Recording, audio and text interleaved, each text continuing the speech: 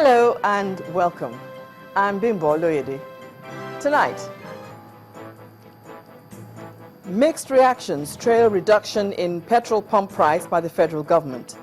Some service stations yet to comply with directive. Residents of warring communities in Osun State demand proper demarcation of boundaries to prevent further violence. Less than 4 weeks to the general elections, PDP and APC take their campaigns to the north of the country. And European Union leaders agree to engage Muslim nations in anti-terror initiatives. And on business news tonight, Africa business leaders deliberate on ways to impact the lives of people on the continent in Lagos. While on sports news, top seeds advance in the opening round of the Australian Open, tennis' first Grand Slam of the year.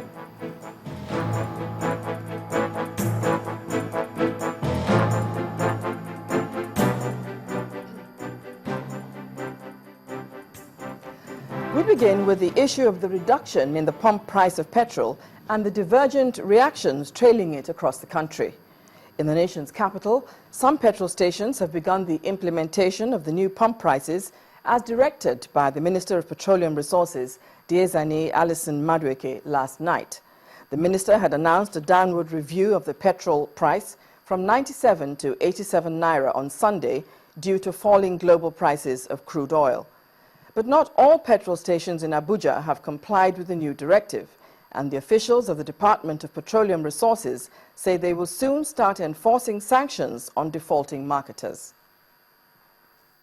The steady fall of global crude oil prices from $110 per barrel in June 2014 to below $50 per barrel in 2015 has been a source of concern for Nigerians' oil-dependent economy. The latest in government's response to this is the review of the fuel pump price from 97 to 87 naira on Sunday.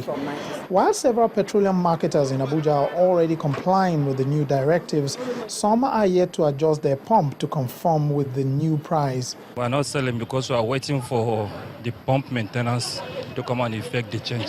I don't know. I can't answer for that. I can't answer for that because the authority are ahead of me, so I can't answer for that. All I know is that we have complied. The Port Oil have complied with the new regulation agency. The government tried in bringing down the fuel price, even though it took time, but the most important thing is that it was done after a period of time. It's very nice. In fact, we are very happy. We hope that government will still bring it down more. In fact, to, ginger us and, enjoy these services very well. The effect of this new price is also yet to be felt by drivers and passengers in Abuja. The same price that I'm paying before that we are paying now, so there's not any difference. It's not now I know that the price can come down this year, but from tomorrow we can reduce the price or we know what to do. Meanwhile, officials of the Department of Petroleum Resources say they will start enforcing sanctions on marketers who refuse to comply with the new price. Any filling station our staff happen to be there, they have to ensure that they have implemented this 87 naira per liter. And not only by saying we have implemented, one, it has to reflect on the sale billboards. Secondly, they have to measure the pumps and ensure that it is 1 liter is 1 liter. By tomorrow, any filling station that has not complied will sanction it accordingly. The price of oil has continued to fall beyond expectation in the last 6 months. How much further will this affect the pump price of petrol and other byproducts of the crude oil? Only time will tell. Well, the 10 naira reduction on fuel price by the federal government is still generating reactions, and this time from the opposition, the All Progressive Congress. The party says it's mere tokenism and a show of deceit at a time oil prices globally have crashed by 60%. The National Publicity Secretary, Alhaji Lai Mohammed, said the pump price should not be more than 70 naira and not the 87 naira peg. Mr. Lai Mohammed said the federal government has subtly forced Nigerians to pay a subsidy of 17 naira.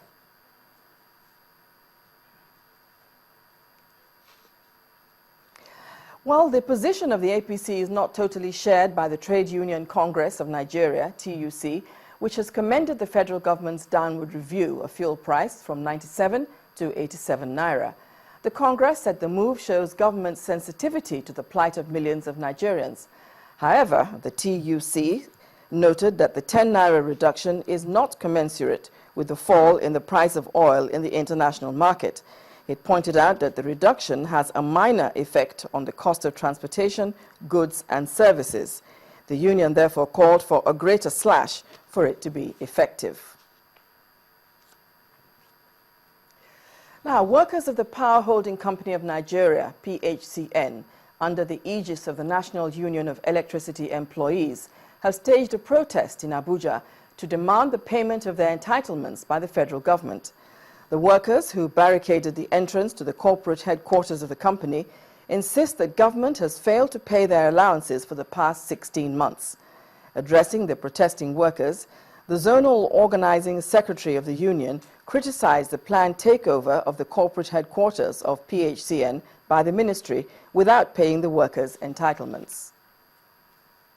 As we are standing here, some of our colleagues have not received their entitlement. Only 90% have been paid. Almost 10% is still remaining. An injury for one is injury for all. And that is why we're here. Before we know, we saw things here that Power Ministry is coming to take over PSCN. They cannot take over this place. Only. This place belongs to the workers. Yes, it belongs to until they settle all the labor issues. Nobody will take this place. They have not paid us our 16-month arrears. Yes. 16-month arrears have not been paid. 10% equity has not been paid. And you say you want to take this building. It's not possible. It's only the court that can liquidate this place. Staying with protests, students of the University of Benin today took to the Benin-Shagamu Expressway to protest the recent demolition of some structures at the staff quarters of their institution. The protesting students are demanding an apology from the state governor to the school authorities over the demolition. The president of the student union government, Ifidon Ihide, who led the protest, said the students will continue until the state government rescinds its decision to take over the disputed property. And some people have been saying that we have collected money from one party and from the other party. I stand here to categorically debunk that we've not collected any money from APC to stop, not even PDP to continue. That what we are doing, we are self-motivated, and our motivation has driven us to this extent. Therefore, we are not relenting. Like I said, I don't know if you've gotten some of the flyers. Tomorrow there will be a total shutdown in these states. We are using the means to send a signal to the governor to make it to be remorseful, to come out apologetically and apologize to this institution, to compensate them and reconstruct the demolished and the destroyed buildings. That is all we want from him.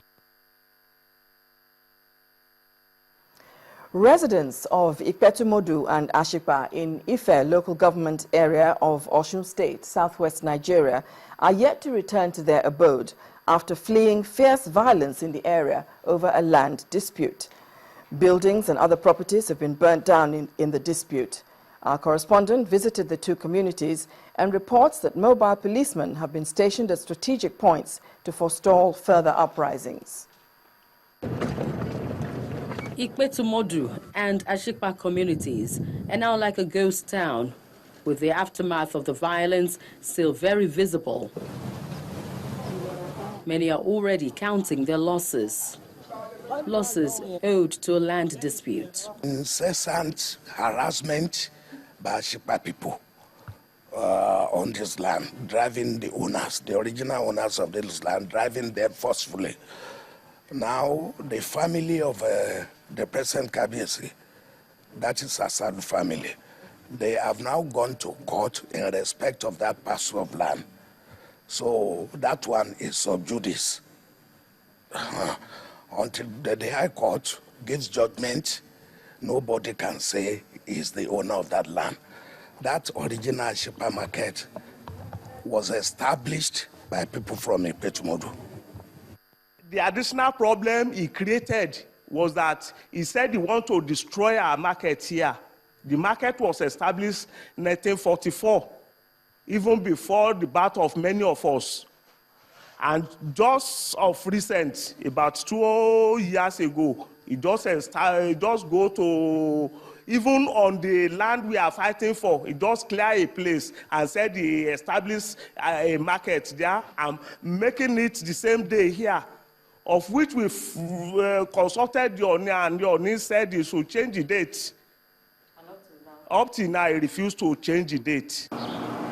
Shops, schools, marketplaces, and residential houses are under lock and key. There's so much tension in the air, even with the presence of security operatives.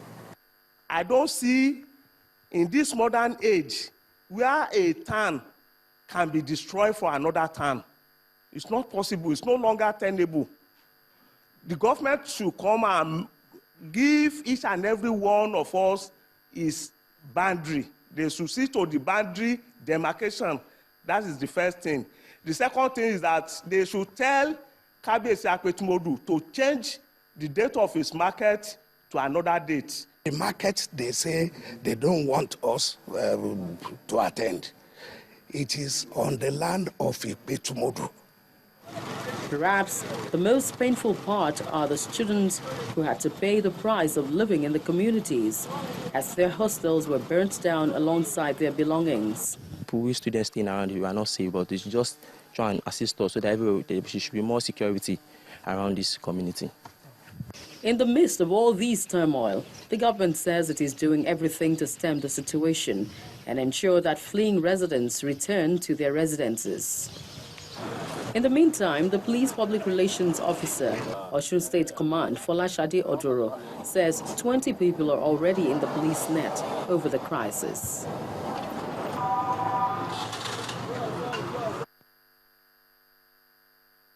In part two, after the break, the Nigeria Labour Congress commends political parties over the conduct of their campaigns.